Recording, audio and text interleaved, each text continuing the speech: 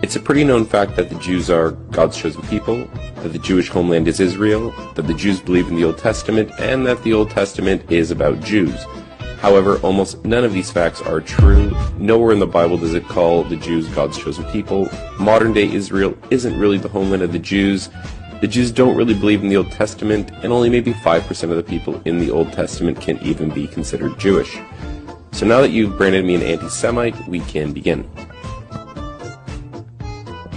So, the expression anti-Semite literally means against Shem, or his descendants. However, being anti-Jewish isn't the same as being anti-Semitic. So, let me explain. The Semites are the descendants of a man named Shem, who would father some of the world's most renowned empires and dynasties, such as the Assyrian and Babylonian empires, and even the Persians can call themselves Semites. So, why is it when you say something against the Jews, you are considered anti-Semitic? Because just like stealing your religion, your homes, your money and businesses, some Jews also love stealing names, inheritance, and land. So Shem is the son of Noah, the guy who built the ark when Mesopotamia flooded. The Sumerian kingdom would be destroyed by the flood, and the Semites would descend from the Caucasian mountains and establish the Akkadian Empire. Shem would have children, and one of his descendants would be named Eber. He would be the father of the Hebrew people, and the Semites would be called by his name. Eber's line would eventually give birth to a man named Abram or a Jew named Abraham, except Abraham has never been a Jew, nor will he ever be a Jew, and to call Abraham one is just plain ignorant, so let's go through it. So, according to the Bible, Abraham was a Hebrew and not a Jew, who God promised would be the father of many nations, not one single Jewish nation, but many nations, and that through him all the families of the world would be blessed. Abraham would pass this blessing on to his younger son Isaac, and not his eldest son Ishmael. Isaac would have twin sons named Esau and Jacob. Again, the Abrahamic blessing would be passed down to the younger brother Jacob, who would then be renamed to Israel. Israel would then have 12 sons. His sons would each become their own tribes, and eventually become their own nations. One of his sons would be named Judah, who would be the father of the Jewish people, and all Jews are related to him. Even though all Jews are Israelites, majority of Israelites are not Jews. Obviously, Israel would have to pass the Abrahamic blessing to Judah in order for them to be the chosen people. Israel would want his favorite son Joseph to inherit the Abrahamic blessing. However, Judah, the father of the Jews, would be jealous and conspire with his brothers to have Joseph killed. In the end, Judah sold Joseph into slavery for silver, much like Judah sold Jesus to the Jews. So the Bible portrays Judah as a jealous villain and Joseph as the chosen son. While in slavery, Joseph would rise to become the prime minister of Egypt and father two sons named Ephraim and Manasseh. In the end, Israel would adopt Joseph's sons and pass the Abrahamic blessing on to them, making them the chosen people and dividing Joseph into 2 tribes, making 13 tribes of Israel.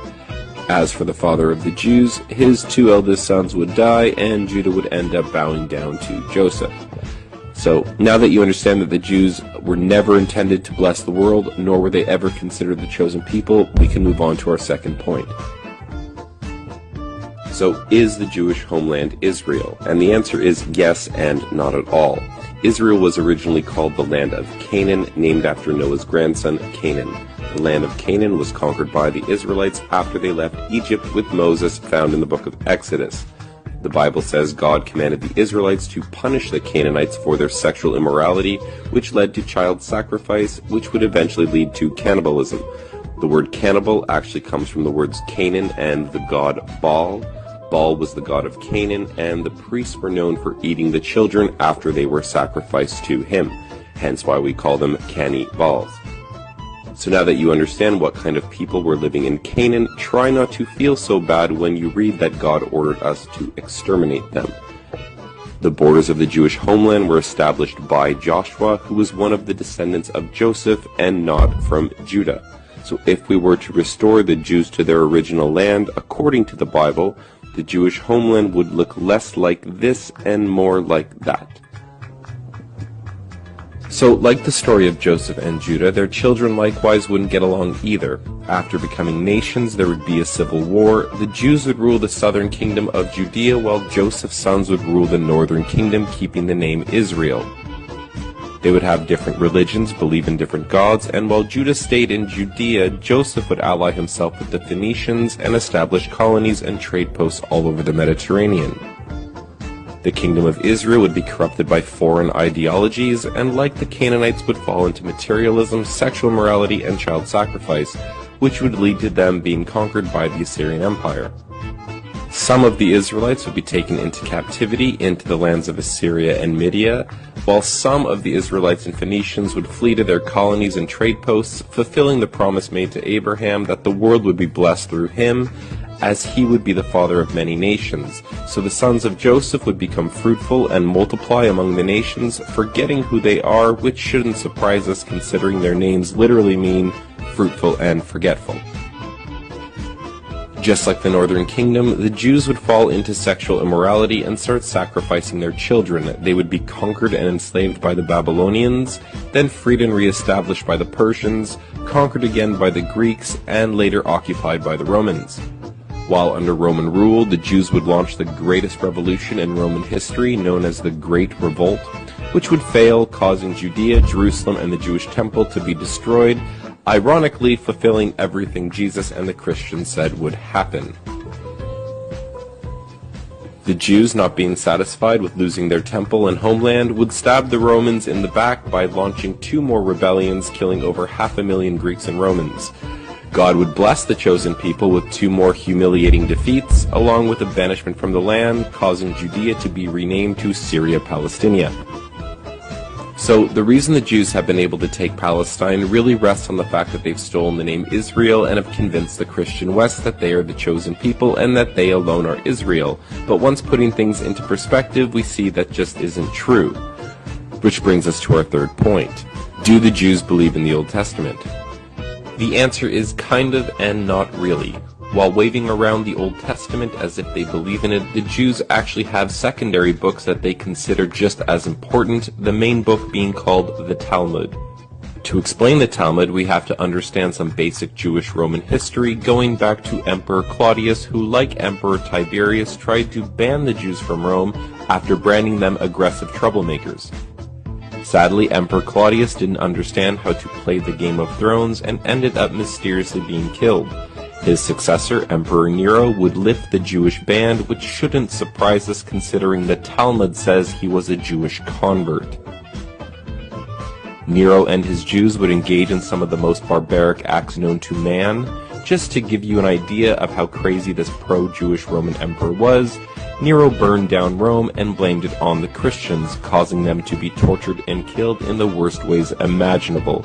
He murdered his entire family, then kicked his pregnant wife and unborn child to death, and then castrated a young boy named Sporus and forced him to dress like the wife who he had just murdered. With the coming of Jesus, the Jews would divide into 2 main groups. Those who believed that Jesus is the Messiah, while the other group of Jews rejected this claim, believing that their Messiah would come wielding a sword to destroy the Romans and set up a Jewish empire, which is what led the Jews to revolt against Rome in the first place. That, and they just didn't want to pay taxes. After their failed rebellions, the Jews would retreat to Babylon, creating the religion we know today as Judaism, making Christianity older by about 200 years.